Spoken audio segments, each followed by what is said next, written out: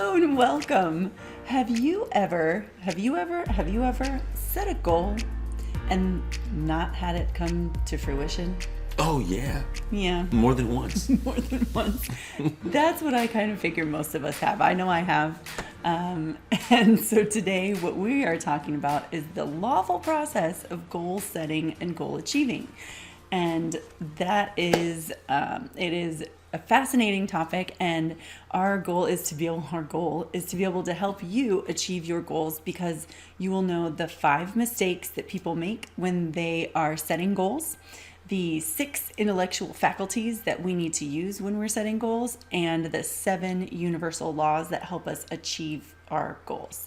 And they do happen by a lawful process. So hello and welcome to episode 2 of Light Up Your Life with Kathleen and Jonathan Seals.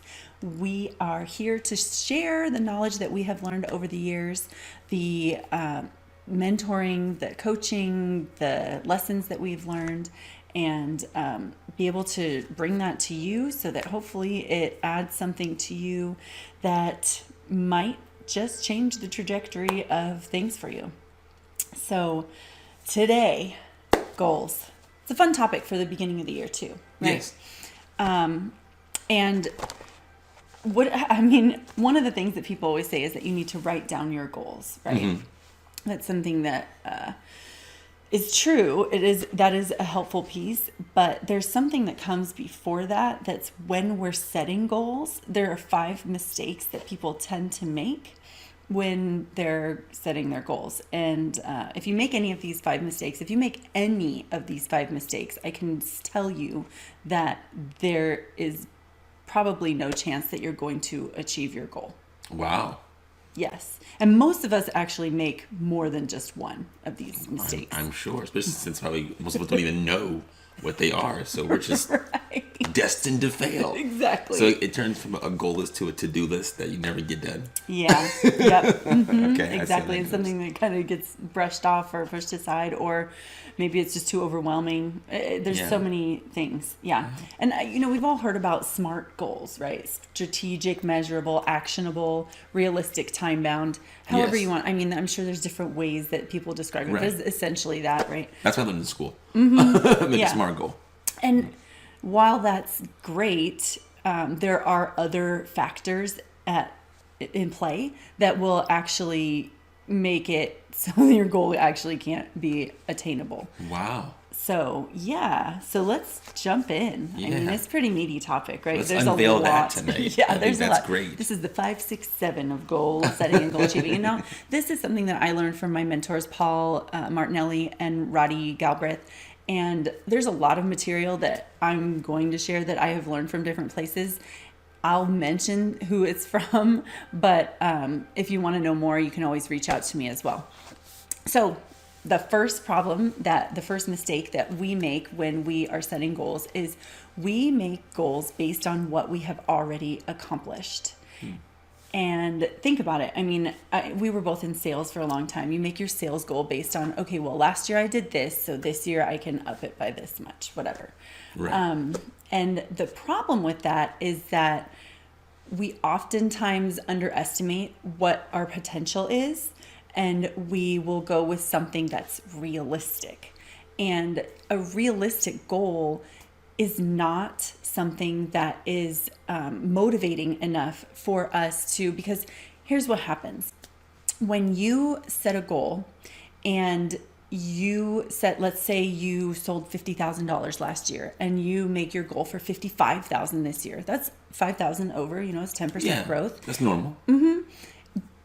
But it's not very inspiring. And so what happens is the second that you get above 50, once you have to get past that 50 mark, which you have already done, you did it last year, so you know it's possible and you've done all the things already. Those are all comfortable things now.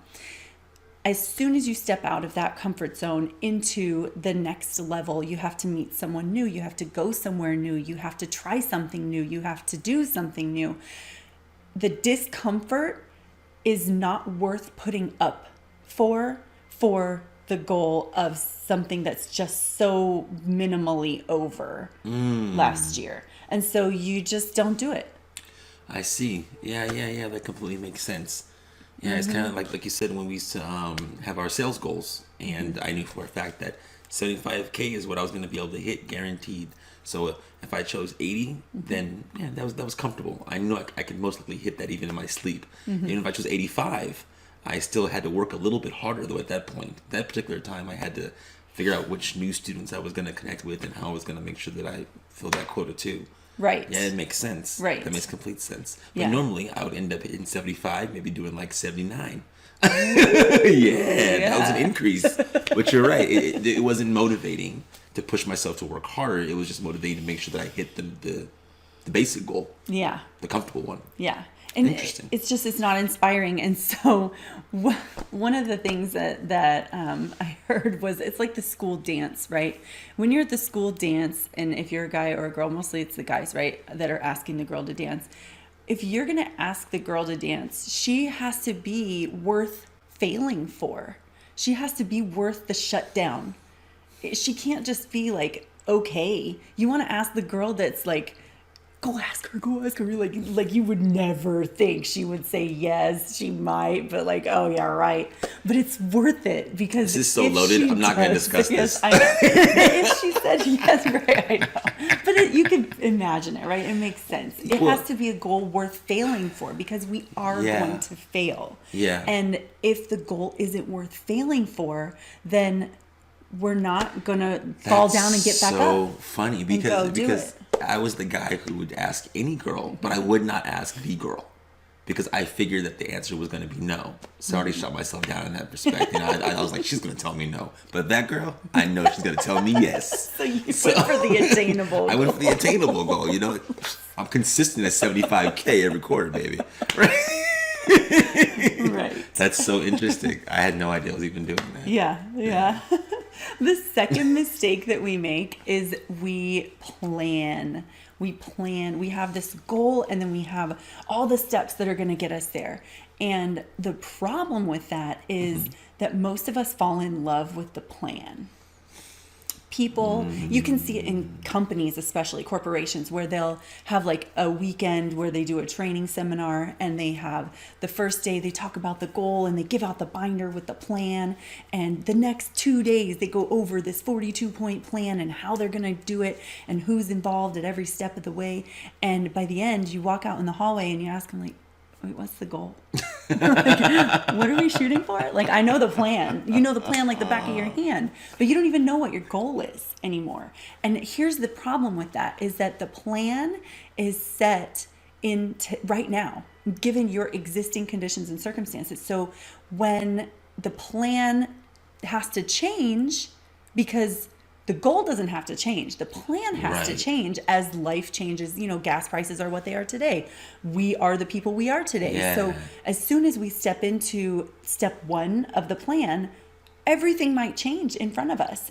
We may not even be able to do step 2, 3, 4, 5, 6, because maybe step one was acquire a new customer, but it has nothing to do with the rest of the plan. It's a different type of customer. And now we have to reimagine, the plan has to Gotcha. change. So then it would behoove us then to not necessarily set loose plans, but put together a plan that can shift, can change, is malleable. Yeah, and even then, I have come to the realization that you can have a plan that gets you all the way to your goal, but the only steps that really matter are steps 1 and 2 and like the next one right Gotcha. in front of you. Gotcha. You can have a plan for Yeah. what's going to happen, but yes, you do have to be absolutely malleable. And you just have to know that the plan is not the goal, because people will change the goal so they can stick to the plan. Oh, I see. And that's not the goal. The goal. It's so interesting to me because I get you there, you know? just really quick, I just want to ask one more question because I feel like this is where a lot of us really do get caught up, is because we're told to have a plan. For example, Right. I remember being asked just 5 years ago what my 5-year plan was to reach my goals. Yeah. And I felt so uncomfortable in that moment because I thought, I don't have a 5-year plan.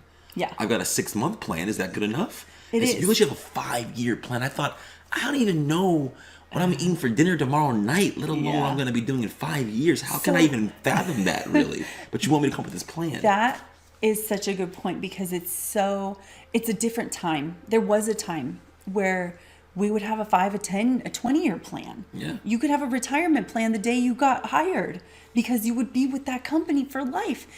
Times have totally changed. If nothing we learned last year is that nothing is predictable. Right? We just don't know what tomorrow holds. And John Maxwell even said it, and I would say it was in his most recent book, but he's written like 4 since then, which was only like a year and a half ago.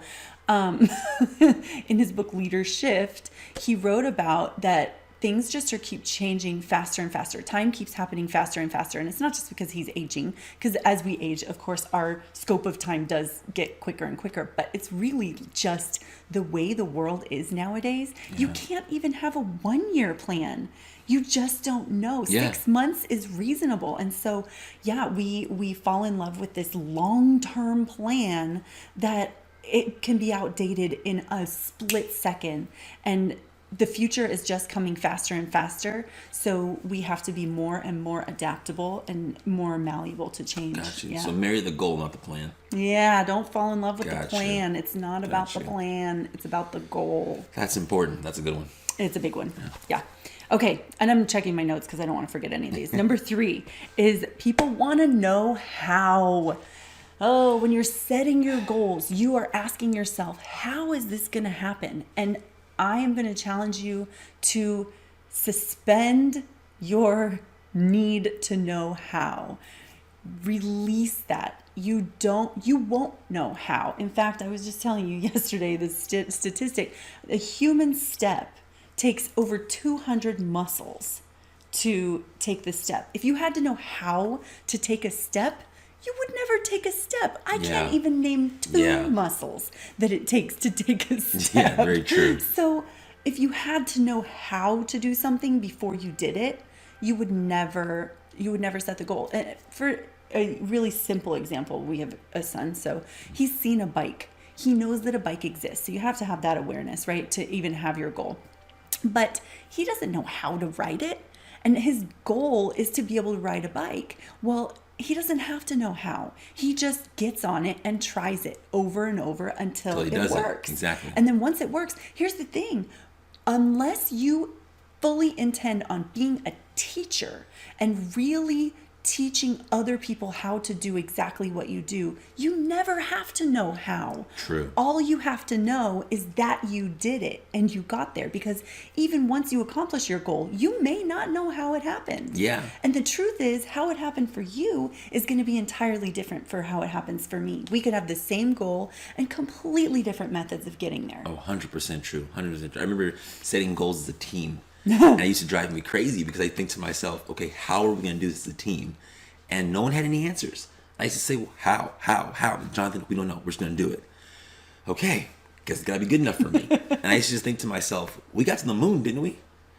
And we didn't know how. No one knew how. No one knew how. As soon as they said, we're going to the moon. Yeah. They went, okay. So anybody got any ideas? Right? Yeah, we don't know. So what we know right now is start with getting off the ground. Exactly. Like, we need to do this. You just got to do that part first. Yeah, they took one step at a time until they got to the moon. Exactly. So that's incredible that you say that way, because I do think that's the very first thing we think about after the plan. Yeah. If I got a plan, now I know how I'm going to do it. And Right. we think in our minds, I And know it's how. while we're goal setting that happens, and that's what keeps us in this safe zone where you're going back to step 1, your problem number 1, right? Where you're setting your goal too realistic because you have a plan or you know how to get that far. That's not inspiring. And again, a goal has got to be worth failing for, or you won't step out of your comfort zone enough times to get there. It's just like a kid, right? Oh, William now hit we're his getting head to how the many meat and times? potatoes about this. Yeah. How many times did he hit his head, though, learning how to stand up? Because it was worth it, because he saw us doing it so much. It was a goal worth bumping his head for and falling down for. Very, very true. I used to hear him get up and hit the table, and boom, he look around, I'll go, ooh, that was a good one, huh? He just shook it off. Again. He's like, I'm doing this. I'm standing like right? you guys. What are you doing? You guys are doing, you're walking around on 2 feet. Right. I can do that too. Yeah. He Had no clue how. No clue how. He knew that it was something that he couldn't do. It must be attainable because it's happening. Exactly. Someone else is doing it. Yeah. Jeff Bezos is making billions of dollars a second. No matter what your goal is, somebody is accomplishing it somewhere. Exactly. It's not brand new.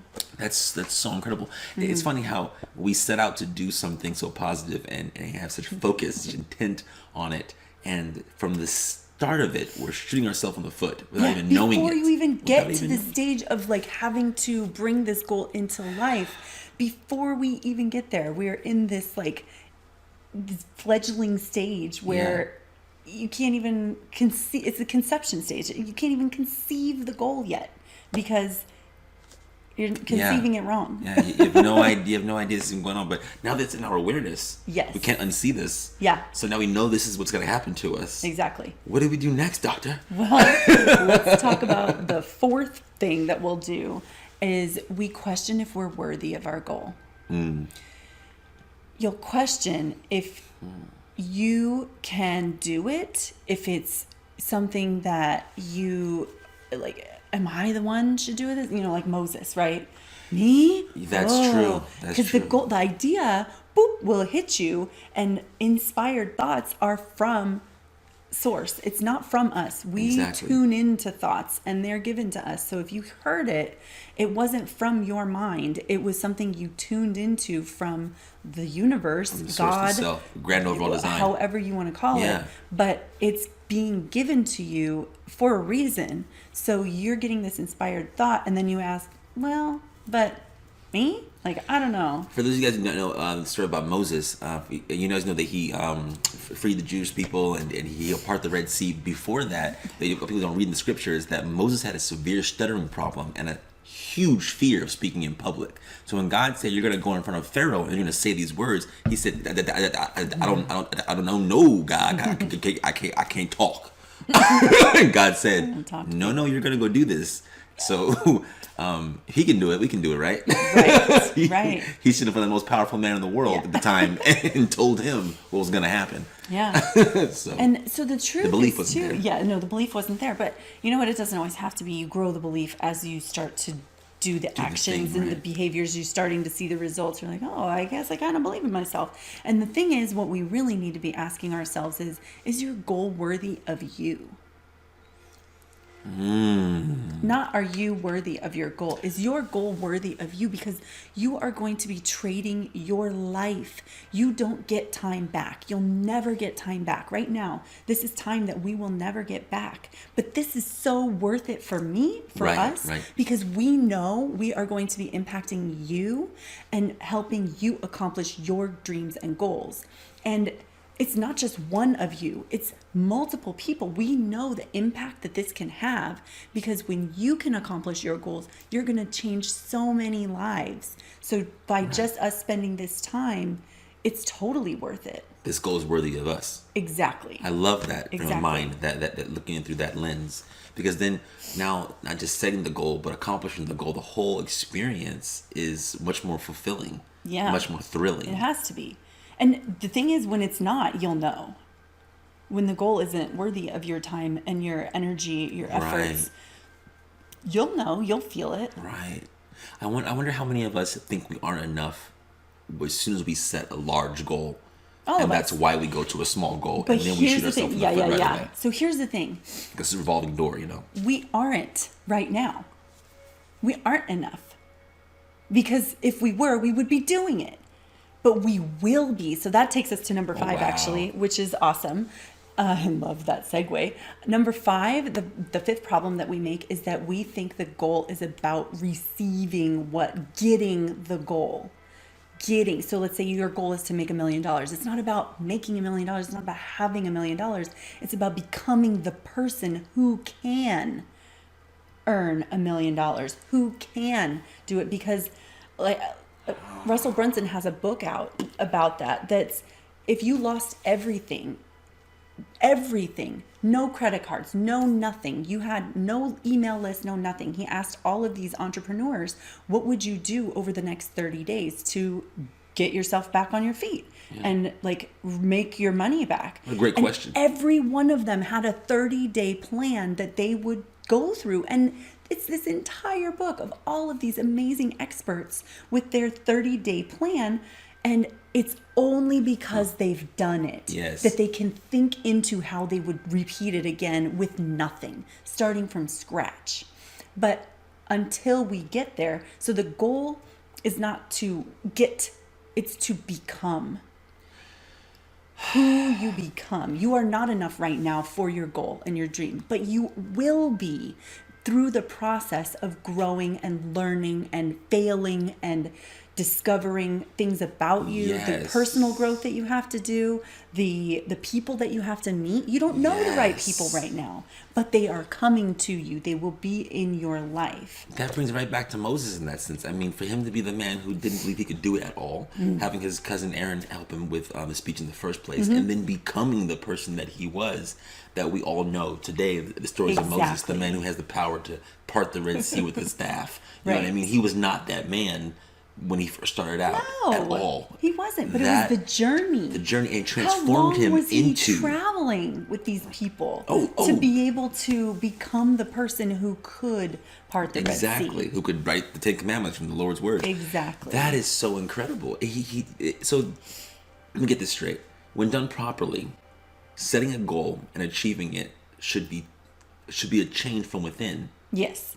That that allows us to change outwardly as well. Exactly. And then in doing so, we receive what we desired. But at the same time, we only receive it because we are now an open vessel to do so. We actually are capable of receiving it. Yeah, we've become a person who could. So here's the thing, too. You'll learn this from so many multimillionaires, and just anyone who is successful has lost a lot. Dean Graziosi has talked about it. My mentor, Paul Martinelli, has talked about it.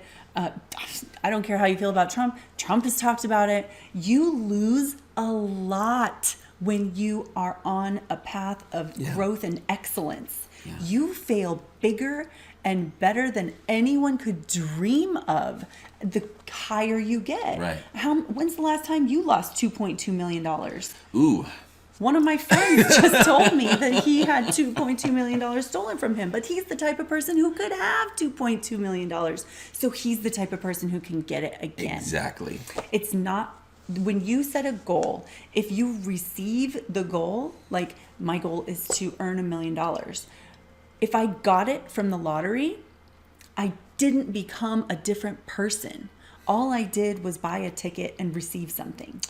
And so what happens is when people get something like that, they don't get it back. Most of them end up more broke than they started. It's all just a mess. It's so funny because not just say that, it's true. Think about all the different professional athletes or professional rap artists or that kind of thing, who you look at them, where are they now? Look, MC Hammer, right?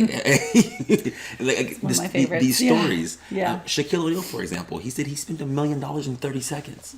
How did he do that? Like, then someone had to come to him and say, "Hey, let me help you with your money." So you end up like the rest of the people who lose this. But see, so they became a person who could excel at something. Right.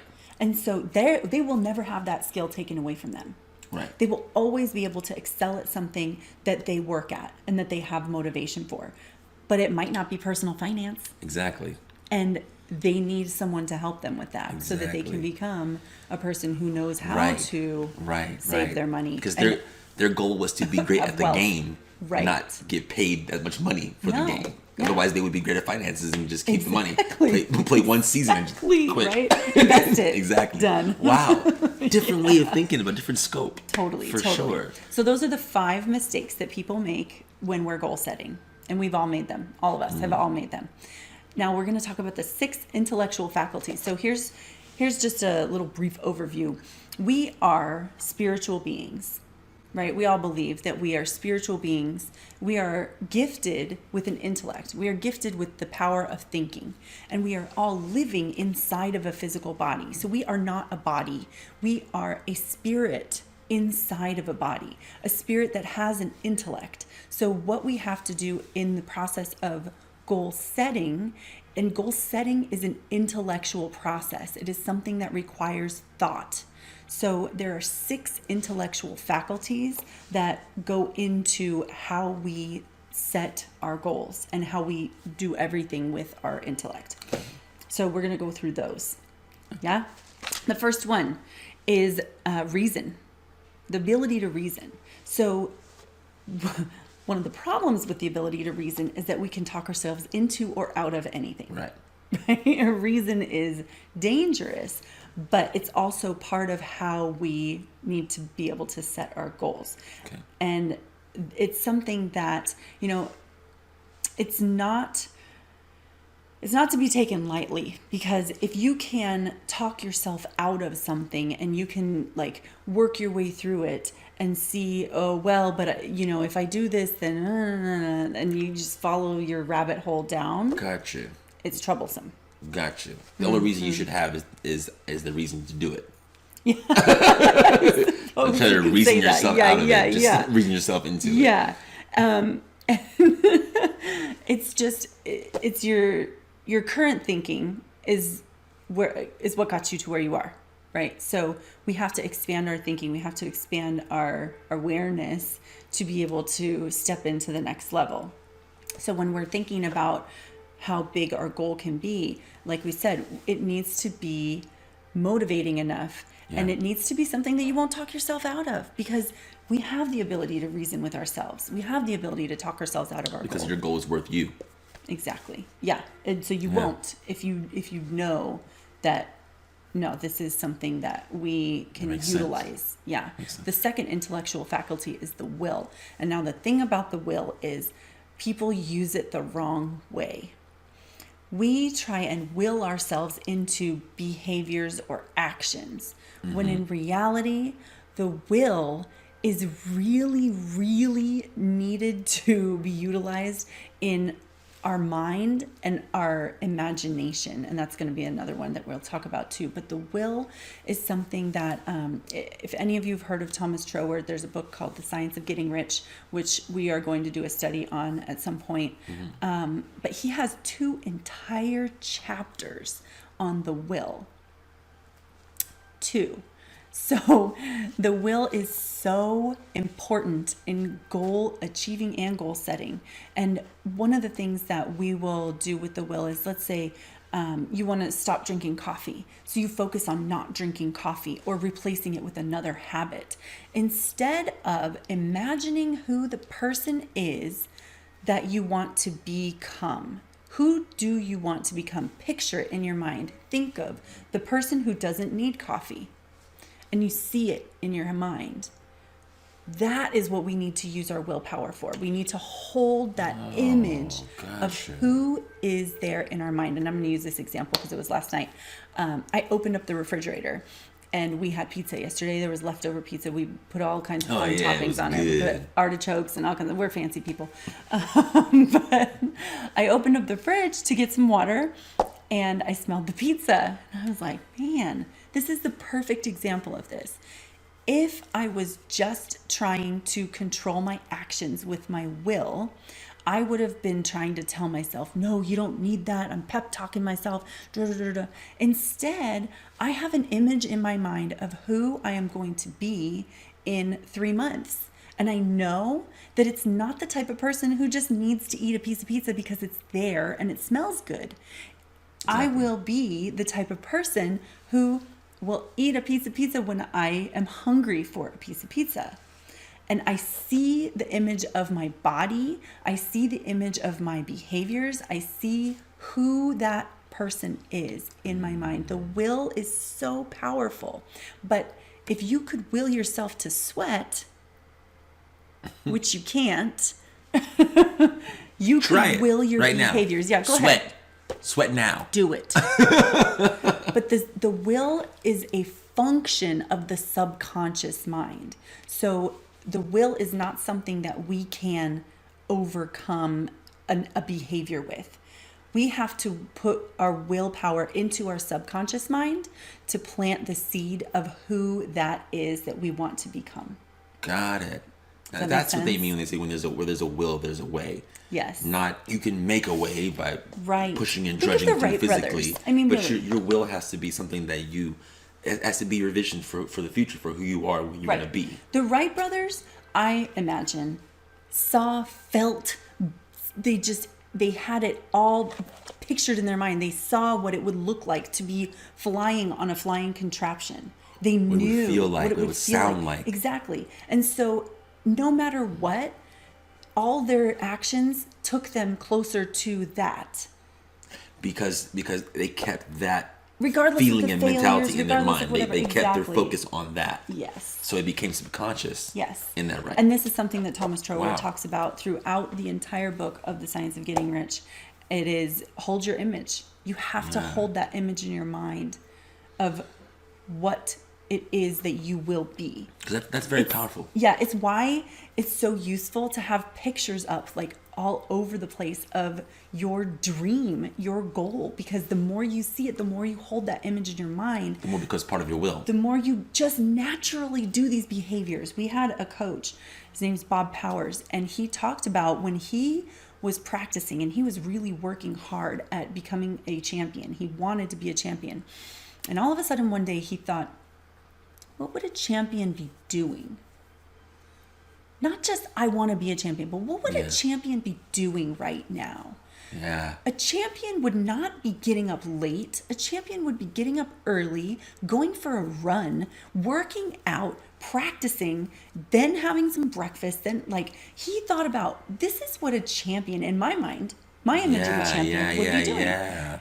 And it becomes easy to do the behaviors instead of saying, I gotta go to the gym today. I gotta eat the right food. I have a weight goal and I gotta have do this and that. I can do it. I can do it. Hold the image of who you want to become.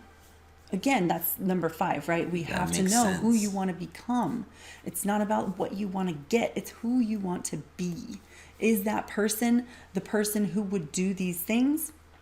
If not, then it's really easy to toss those things, those behaviors. That's right. That's how so many people, when they pray to God to get rid of their addiction or whatever, we saw that recently, right?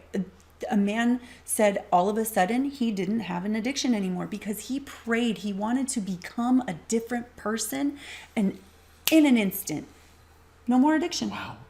My mind I have so many comparisons. We have to keep going. Yeah. But that's great. that is something to chew on. Yes, it is meaty. Yeah. The next one is memory. Now, memory is something that we think we understand, but we're actually only seeing half of the picture. So many of us think of memory as a memory of the past. Like we can remember something. Yes. We can remember it. And what that is we're taking something that has already happened and we're replaying it. Correct. I always thought that's what a memory was. Mm-hmm. Yeah. Well, in fact, one of the things that people think is that they don't have a good memory. Well, that's just not true. You have a perfect memory. Your recall might not be perfect, but your memory is actually perfect. That's why you can be hypnotized and have these things come back out of you, because there may be things that blocked your memory from having good recall. A lot of us have traumatic experiences, and I even think that being a mother, the act of childbirth, one of the things we joke about is mom brain. I think one of the reasons that it happens is because we go through this really traumatic experience, which affects your memory recall, because your brain does not want you to relive traumatic experiences, because it could be the end of you. It could cause depression. It could cause suicide. It could cause any kind of things. And honestly, and trauma. You could feel your trauma. You can revisit that and actually physically feel the trauma happening to you again and get sick.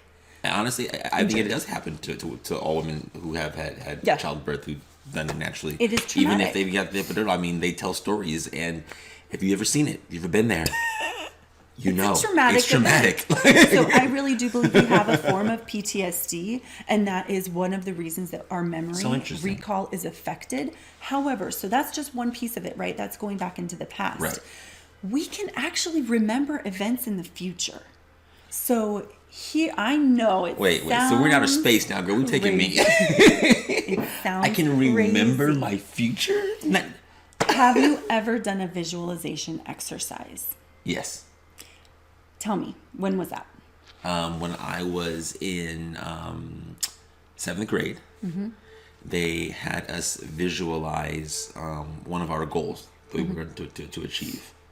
And I visualized dancing for the very first time at church and what it was going to be like, because I hadn't danced with people before. Yeah. So I had to put myself in that moment, in that time. And it was crazy because it worked out exactly the way that I had imagined it once I actually danced. So here's the thing. It's not crazy. This is a lawful process. So when you do something like that, your subconscious mind does not know the difference between real and imagined. It reacts the same way no matter what. So you could imagine a bear and your physiology would change and you would have the same fear as if you really saw a bear. True. So the same thing goes like when you're watching movies or things like that. Scary movies or Shark Week. You know it's not real, but you feel like it's real because your subconscious mind cannot tell the difference between real and imagined. Yeah. So that's really important to know. Yes. And because you are imagining the future, you are giving your subconscious mind an imprinting of what it will be like at a certain point in time. Now, your subconscious mind takes that as a directive and says, okay, so in 3 months, this is what I'm going to be doing, or whatever period of time it is, right? This is what I'm going to look and feel like. This is what the situation will feel like. Maybe you even have smells, or maybe you have physical emotions. You have something attached to it, and it needs to be emotional. It needs to be something, because the subconscious mind understands emotion, not logic. The subconscious mind reacts to emotion. So that's why in the Life on Fire challenge, if you've done the state change, the moment on fire, you can go back to that moment and feel it and live it, and your body changes. Same thing in the future. So you can print plans for the future into your subconscious mind. And what it does then is your subconscious mind does not want you to be wrong. So it takes this piece that you gave it, and here's where you're living right now. And it will connect the dots for you. It will help your behaviors become those behaviors that get you to the exact point of that memory. People do it all the time in sports. I used to do it when I was performing. We would think about like how it would perform. We would get there in our minds, and you practice. You know exactly what it's going to feel like to stand on that stage and see all those people. And it happens that exact way. So you feel like you're some kind of wizard when in reality, you're not. Now, here's the other part. So I said that was only half of it, right? So the first half is that we think we only have the past access. We actually have access to the future, and that's where we get to be creative. We get to be creative beings, creating our own future. We are imagining the future and then making it happen. And the second part is that we use it wrong all the time. We think about all the things that could go wrong, and guess what? They do. Because you're imagining the feeling of how crummy it's going to feel when this person says this, or when someone does that, or when I fall down, or when I make this mistake. You are making it happen because your subconscious mind does not know the difference between real and imagined.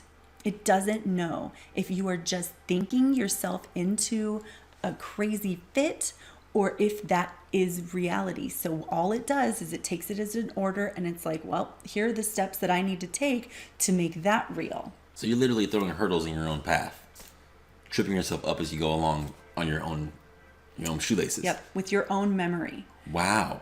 Yes. Wow. So this coupled with what we understand now will actually is basically the process in which your brain is going through to get you what you desire. Exactly. Ultimately. Exactly. Yep. And that goes really well with imagination. So the imagination is something that we can use to, and these are really like the memory and imagination are so intertwined because we have to imagine our future. We have to be able to dream it. I think in a way that, because I was sitting there thinking about how can I really connect those dots. Like I said, that blew my mind. But it's the same thing when people tell themselves a story over and over and over again. I always joke, O.J. Simpson. It becomes... He could pass a lie detector test because he believes he didn't do it. He has told himself that story so many times. He thinks he didn't do it. Even when he wrote the book, if I had done it. wait, what? But he still thinks to himself. He believes it becomes a belief. Yes, absolutely. Yes, you can tell yourself a lie enough times that you believe the lie. I know for a fact I've done that. Where I've told a story over and over and over again until it became a story that I believe that it was. Yeah. And someone goes, Jonathan, I was there. None of that happened. I'm like, yeah, it did.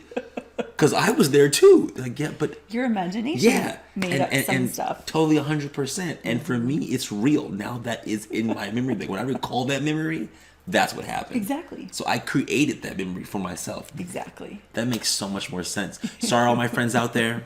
I apparently am not crazy. I'm just really good at imagining things. Yeah, he's a daydreamer. I didn't even know that was a thing. I didn't know people did it. I would see that. Well, that makes sense. Yeah. That makes sense. Yeah. But so here's what we do need to do with our imagination. Here's how you can control your imagination and use it for good. So when you do these visualization exercises, you go to this place where you think who is there? Who would be there with you? Who would be there? What would they say? What would you be doing? And then what would you do next? And what would you do next? What would you do after that? Because let's say your goal is to become a famous speaker. What does that look like? What event do you speak at? Who's there? How many people are you speaking to?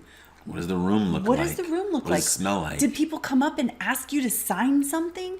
I mean, you're a famous speaker. All of these things, you can imagine this in the future. And once you put yourself there, your subconscious mind says, okay, that's where we're going. And then boom. Exactly. As long as you hold your image, that's what the willpower. Stop That's throwing where the hurdles will anyway. needs to. Your will needs to hold on to that memory and focus on it instead of focusing on all the That's negative how things you will in the will back. it into existence. That's where your willpower needs to be used, is focusing on the right things, not the wrong things. Because all makes sense. when you change the way you look at things, the things you look at change. And everything does change. Your entire world, your entire existence is totally in your hands. It can totally change. Wow. In a second. Okay, the next one is intuition. Now this, Wayne Dyer says, when you pray, it's you speaking to God. Intuition is when God is speaking to you. And I love that. I really do think that is such a great way to explain it. And intuition is really our ability to tap into the frequency of everything in the universe. We have that ability. And we can use it for our benefit. Right? Yes, like I said, well, we were in outer space today. I love this. This is awesome. This is exactly what I think people are missing, because this is the mindset part of it all. Okay. Yeah. So, well, and the important part about that is when the idea comes to you. So you're praying to God for the idea so that you can achieve this goal. So let's say you've already set your goal, right? You need the thing that's going to get you that next step closer. Boop, God gives you the idea. What is the first thing we do? Just like Moses, we question it.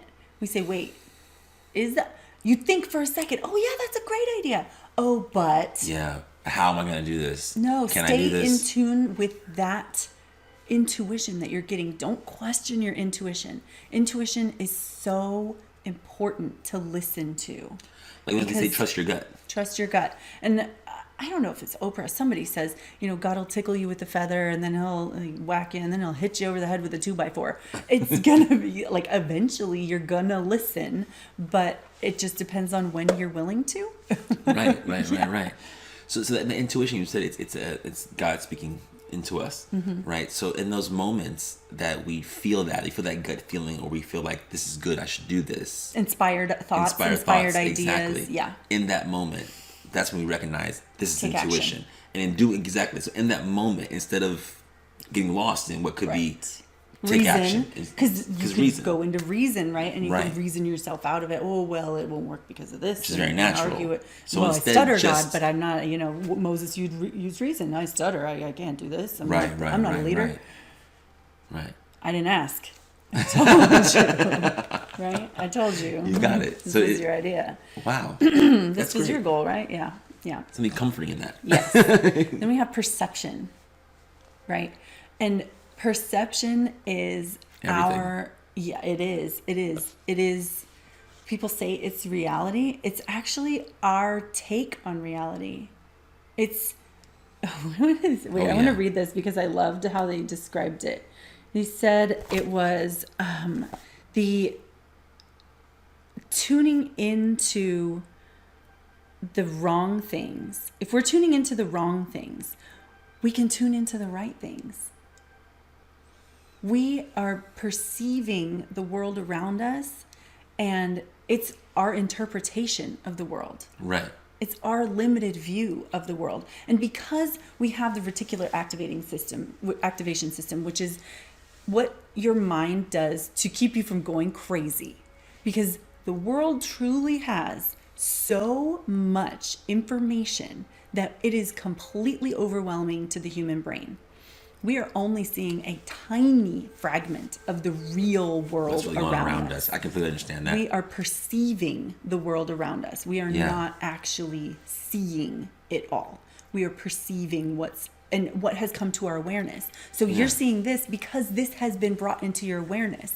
But until now, it may not have been. So just because I think I call it the Subaru effect. You know, if you're looking for a new Subaru, not that I didn't ever shop for a Subaru, but it's just funny that way. You're looking for a Subaru, all of a sudden they're everywhere, and you start to see them everywhere. And it's not that all of a sudden they're everywhere. It's that your mind is now tapped into that frequency. It's now tapped into that awareness that they exist and that there they are. And so you might notice things that you have habitually noticed. And our perception is something that we can change. So if you are constantly focusing on what's not going right, you have every ability to focus on what is going right. Right. Yeah, that makes complete sense. The same way that when I tell my students when they watch their videos from an event, the first thing I say is, when we watch this video, the last thing I want you to do is looking at all the things you did wrong. We can always point out what we did wrong. I want you to find things you did right and tell me that first. Yep. And then we'll go over how we can make those better and focus on what you can change, because whichever you did wrong, we're going to develop and make a difference anyway. Right. I already know that. I watched you. I was there. What did you do right? What can you do? What can you do again and achieve it and be better at it? That makes complete sense. Yeah. So we should perceive our goals in that way, or we should perceive the journey, or the whole thing? All of it. Everything. And it really, your perception is so powerful to your reality. People say perception is reality. It is your reality, 100%. It is your reality. It's not reality for everyone, though. No, right? of So course it's not. your truth, but you can change your perception. You can change your perspective. Definitely. You can choose what you focus on. And that's the important part, is knowing you can choose what to focus on. You can choose that I'm not necessarily going to look at those dust bunnies on the floor, but I'm going to look at the beautiful colors on the wall. So is it wise to say that in order for one to hold their image, they have to change their perspective? Oh, yeah, because you can't focus on what you are right now. Right. Yeah, and a lot of us are very focused on the past. So that's another thing that we do, is we focus on what we have seen already, what has happened in the past. That doesn't matter. You know, a lot of things has happened in the past. Right. But you're focusing on the ones that you want to focus on. You need to focus on what's going to happen in the future. Yeah, and what you can you're gonna focus make on in the future. the good things that have happened in the past. Right. You can change your right. perception entirely. That's so powerful. That's the roadmap. Now you know why you get veered off track and how to get back on. Yeah. Because I think that's the biggest thing for me in setting goals, is that it's so easy to get off track. Right. And you don't know why. Right. And then you start making mistakes by changing your goal. Right. Yeah. And creating new plans for a new goal. And Exactly. it never really quite gets you where you want to go. Yeah. Yeah. Wow. Yep. It's because the image is not held in our minds. Yeah. And then we can give our subconscious orders, and it will do it. It will work for us. Okay, so now we have to jump into the 7 laws of the universe. Okay.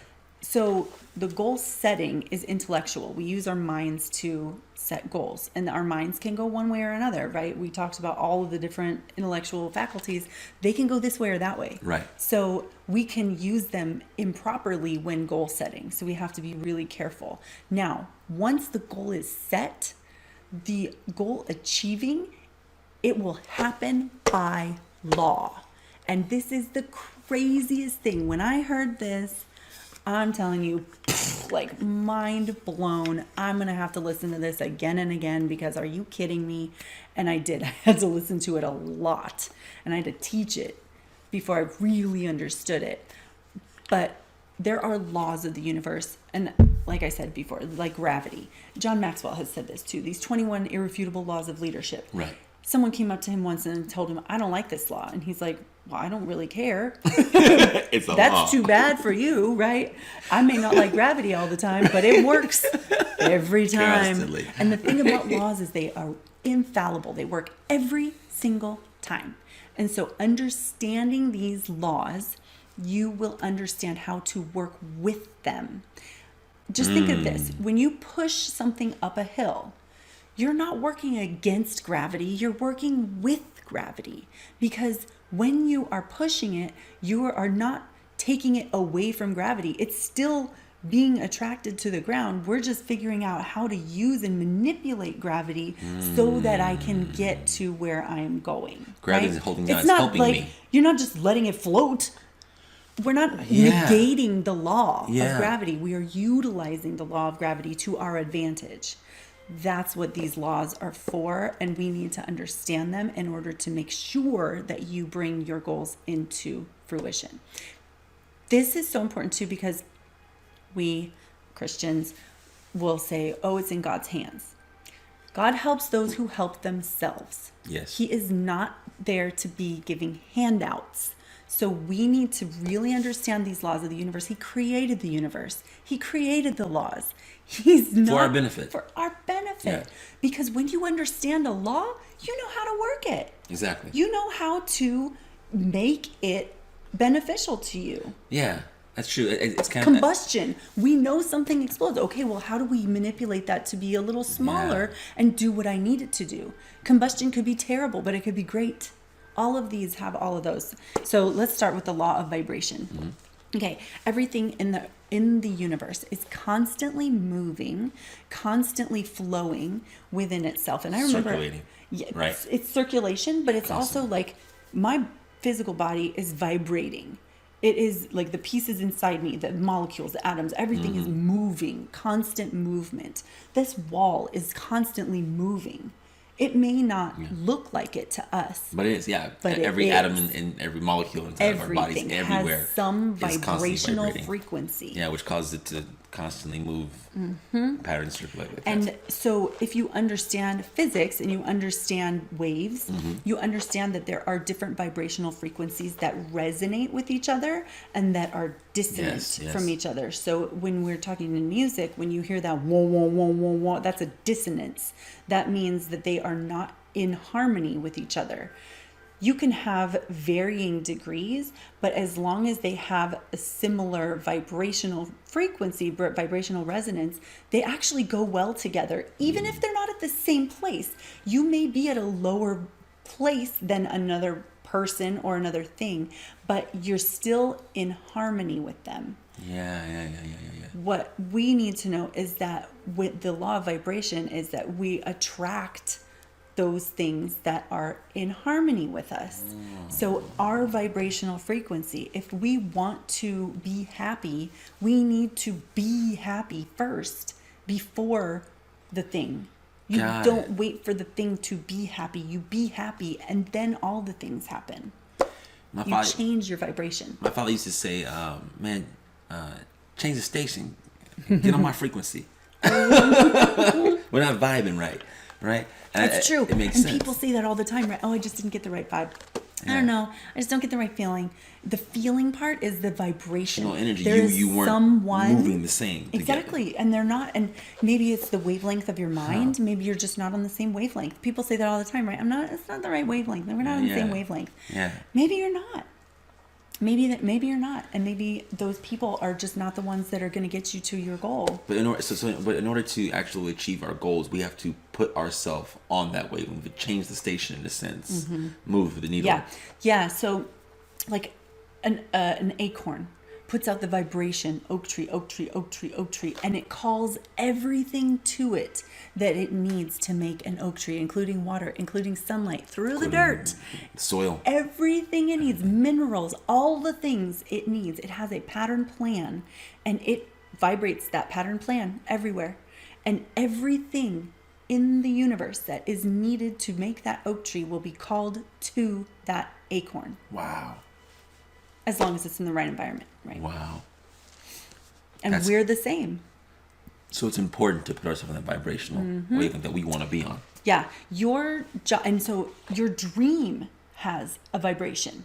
Your dream has a vibrational frequency. So our job is to increase the amplitude, put as much as we can into this dream, talking about it all the time, increasing the amplitude, making people well known. I mean, that's one of the reasons we do declarations, right? Yeah, declarations. The more known this Vision boards. is, yes, Post-it the notes more everywhere, you're increasing the amplitude of your dream, your goal, and the more you're calling people into your awareness and into your life that it's you need. like putting a song on repeat that you love so much. Eventually, you just start saying that song over and over again in your sleep. It's over and over again until you wake up and that's the song in your head. Yeah. But that makes sense to do that with your desires. Yeah, pouring gas on it. Yeah. Yep. Love that. Yep.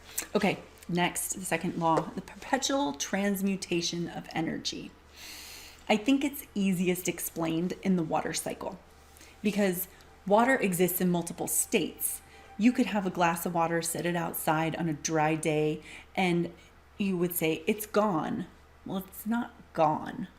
It's in a different form. So the water didn't go away because it can't. Energy cannot be created or destroyed, and it is 100% evenly present at all times. Yeah, it just changed. It just changed its state. So the transmutation of energy is something that we need to understand as far as our goals and the things that we are calling into our lives.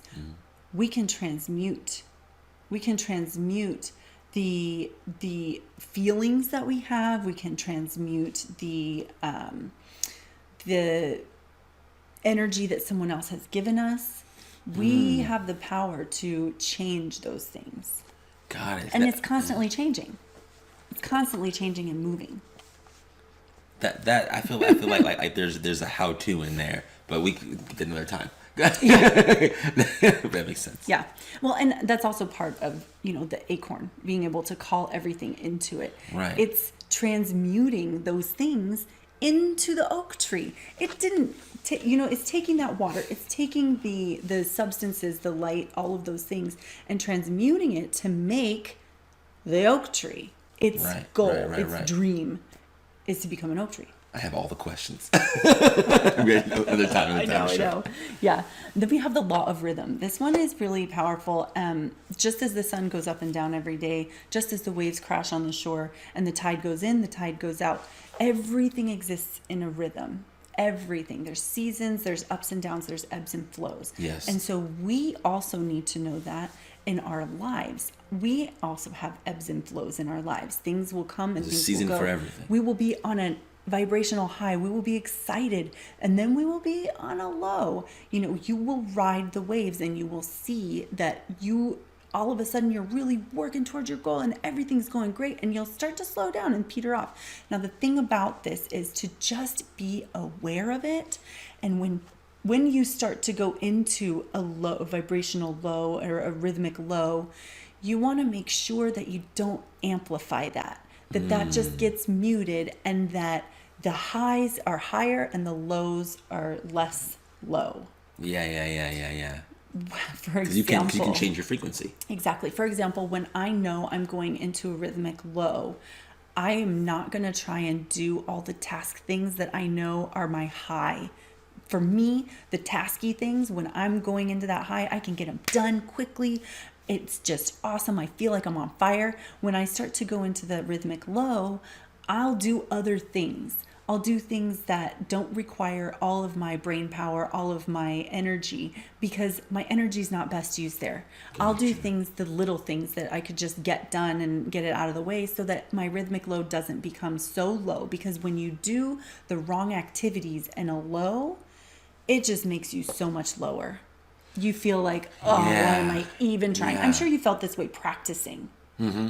Right? You guys had highs where you just could practice and like everything was awesome. And then there were rhythmic lows where neither of you were really like not just vibing with each other, but in yourself. You're just not feeling like a good dancer today. 100%. Don't do more. That's when you just social dance and you just make it fun, and you're just like, you know what? Screw this. We don't need to practice our choreography today. Oh yeah. It's not necessary. We're just going to make ourselves worse. Yeah. There was one night where we've been practicing for this competition. It was all week long, and the competition was on Saturday. It was a Friday night, and we were going to practice and we were going to drive it hard. And she looks at me and she goes, "No, we're not doing this." And we went out salsa dancing instead.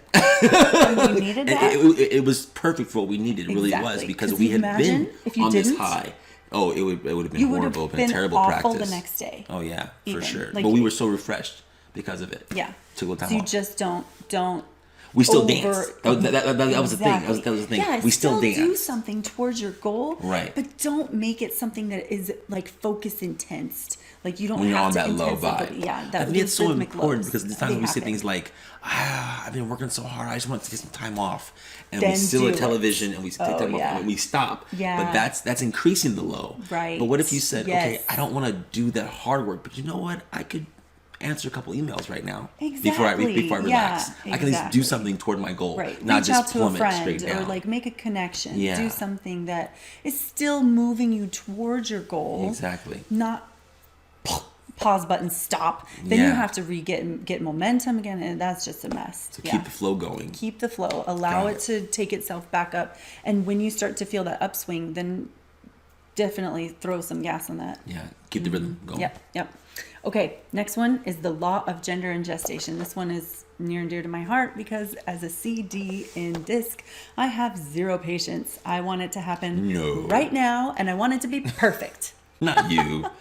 Impossible. So my perfectionist side then makes everything take a long time, and my demanding side says, "Why aren't you doing it right now?" It's just really fun. I always have to remind myself of this law. There is a set time. There is already decided time for when something will happen. There are different things that can come into play that will make it be faster or a little slower. I mean, if you think of there's a gestational period for a baby, right? It's about 9 months. Some come sooner, some come later, and there are things that may come into play, X factors that happen, but there's still, it's not going to be 2 months and you're going to have a fully formed baby.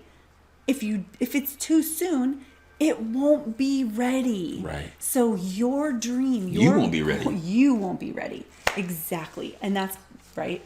The becoming. We have to become the person who's ready for this goal. So not only do we need to look at it as this goal is going to take time, we have to look at it as I have to change, and me changing is going to take time, and me implementing these things is going to take time. So patience is so important, but knowing that it will happen. It's guaranteed. It's a law. It's going to happen if you set your mind to it. Oh, my mom said this yesterday. So, politics aside, Joe Biden has been running for president for a good 3 decades, since his 30s. Now he's 78, and he finally became president. Now, up until now, he was never even on the ticket except as a vice presidential candidate. He was never nominated. He was never even thought of, right? He was not even close. So if you stick with something long enough, it will happen by law. By law. Before I die, I will be president. And it happened. I mean, shoot, that's amazing. That is amazing. It has to, because there is a set time. Yeah. When, and in, for us, I think that's when they say on it's God's your time. Yeah. On God's time. On right? God's time, yes. We had a whole bunch of scriptures for this, and I have not mentioned one of them. That's okay. All right. That's all right. I think we all know where these kind of tie in. The law of polarity, then.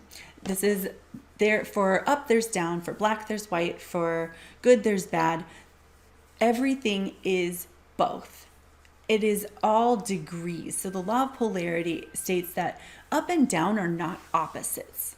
They are degrees of the same thing. They're degrees of direction, right? They're not opposite. Hot and cold. Like temperature, yeah. Exactly. Yeah. They're not opposites. Yeah, they're just degrees of different temperature. Temperatures, yes. Higher or lower temperature. It's all along the same thing. So when you ask yourself, is this a good choice or a bad choice? The answer is yes, and the answer is no. That's how I feel. It just depends Make on a what choice. happens, Yeah. what you do with it. Exactly. And that's what, make a choice and make it right. Yes. So whatever it is, just make it the right choice, right?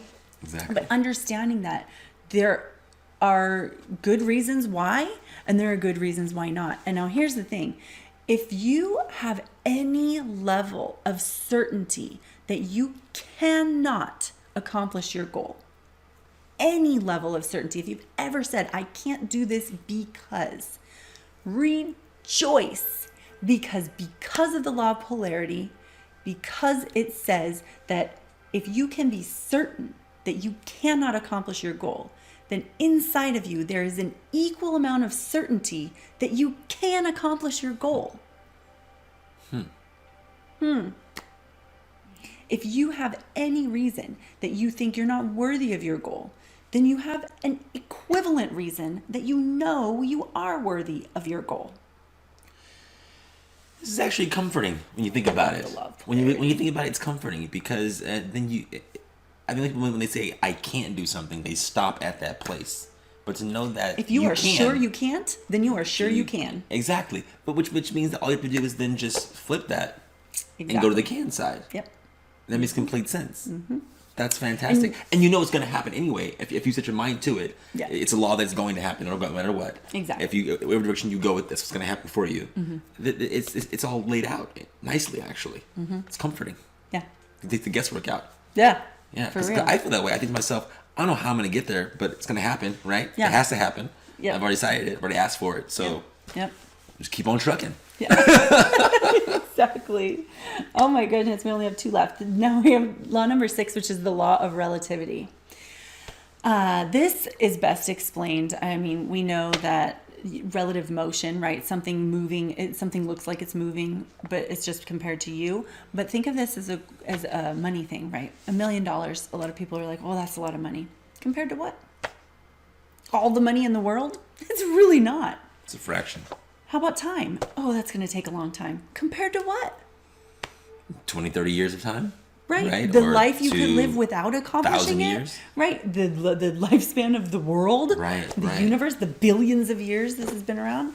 So the law of relativity is really important to remember because we always, I hate to say always, but we often will relate something to something that you're at right now. And you think, oh, this goal is going to take a long time to accomplish. In reference to what? A long time, really? How long has it been that you've had this goal or dream? How long have you been alive? Is it going to take longer than that? Then maybe it's not a long time. Yeah. And the time will pass anyway. That's something that I always think as well. It's going to pass regardless. You might as well use it to get what you're looking to gain and to become the person ready to receive it. I mean, it all takes time. Mm-hmm. And this one really resonates with me because I think to myself often about the length of time something will take. Mm-hmm. And then I think to myself, but as soon as it happens, I'm going to look back and go, wow, it was like yesterday that just happened. Yeah. Wow, that was 20 years ago. Yeah. But it's just a drop in the bucket when you really think about it. Mm-hmm. And after you've accomplished it, no longer are you thinking about how long it's going to take to do it again. Right. You just thought, well, that was time. Yeah. And I use it that wisely, happened. hopefully. Yeah. Exactly. That's great. And the same thing with money. Oh, that's a lot of money to invest in this. Really? Compared to what?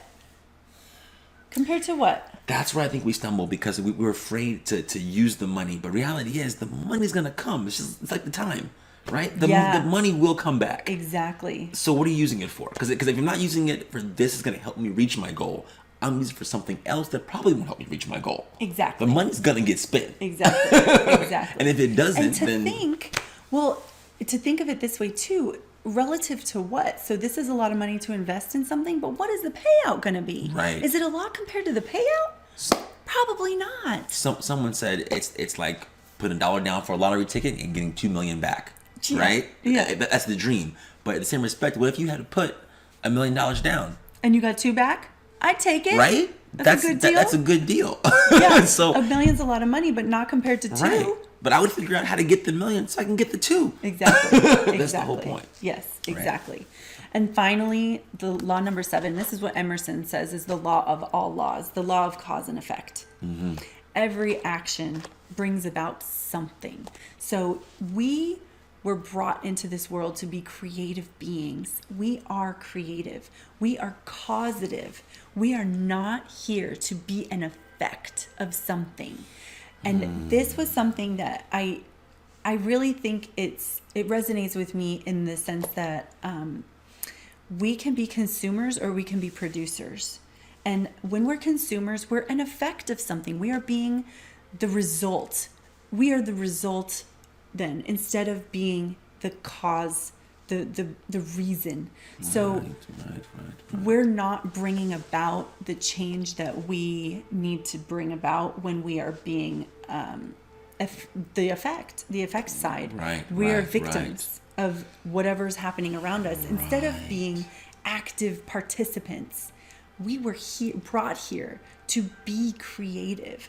And that's not to say that we're not supposed to consume things. Of course we are. And that helps us grow. You consume this video. I consumed this knowledge so that I could now bring it to you in another way, because I love teaching this stuff. You don't have to love teaching it. You can live it. Right. We consume so we can't act. Yeah. I think of it that way. We eat so we can live, to move around the world and be alive. We drink water to be listening. It fuels us. But what happens is we become the effect of things, where we say, well, this happened to me and so I can't, or whatever. We become this victim. Okay, but kind of like when I remember to food, because I feel like people who have addictions to food, addictions to food, they find themselves absorbing, consuming to block out the other things in their lives. So they're not using the consumption as energy to help move them forward, which is why they're gaining the weight, which is why they're unhappy. Which is what the energy is for. So they're literally, it's for you to use. It's for you to produce something. Same goes with if you have 100 self-help books, or you know what I mean? And you read every last one of them cover to cover twice, but did nothing with it. Yeah. All you've been doing is consuming action. This information. You know, it's like a professional student, they call them, right? Yeah. You've been in school 12 years, in college? Yeah. Good for you. What have you learned? So much. What are you doing with it? Nothing. You know, I substitute part-time. Okay. Whatever's fulfilling your life. Impact, but you're right. But we're happier people, aren't we? When we're producing. When we're taking that consumption and using it to give back. If you're a musician, if you are an artist, if you just like writing, if you are a teacher, whatever it is. If you're a business person and you love running a business, you are causing something to happen in this world. We are here to be causative. And that is so important. You know, it's a little story with that. I'm just gonna go there because I realized that when I was drinking nightly, that was so much consumption, and it was keeping me from actually producing. Absolutely. And when I stopped drinking like that every night, all of a sudden I had the desire to want to produce. I desire to want to give back. I was so more focused on doing more, energized. The drinking was holding me down. And just to have that switch, being an effect. I was being affected by my own demise. But it's crazy to think that, and to be aware of that helps you see that in your life. Those are the energy leaks that are pulling you away, that are causing you to feel like you have to consume just to maintain. Yeah. When you should be producing. Exactly. That's so powerful, and it's a law. It's a law. So we need to abide by the law. Yeah. It's the law. Yeah. Well. That brings us to the end. That's great. It's time to land this plane. Yes, that's incredible. Yeah. Thank you. Yeah, thank you. I hope this was beneficial for you guys. Please share any of your takeaways in the comments. I'd love to hear what something is that you can take action on today, because taking action is super important. I want to know that something today affected you in a positive way. And I'm going to throw one thing out there too as well, because if you have any questions like I do today, go ahead and put those down in the comments as well. She'd love to answer them for you. Yes. Trust me, ask those questions, because I'm going to do that tonight when we're done. Yeah, I love answering questions. I am always thinking about how to bring more information to people if they're confused about something, or if they have good questions. You may think that your question goes in my ear and then I think about it and it's over. No, I dwell on it for like days. I want to solve the problem for you, of whether it's understanding if I wasn't clear enough, or if there's just more in-depth knowledge that you want to have about something. Please feel free to ask me. I am here for you. All right. Thanks, guys. Thank you. Bye-bye. Bye.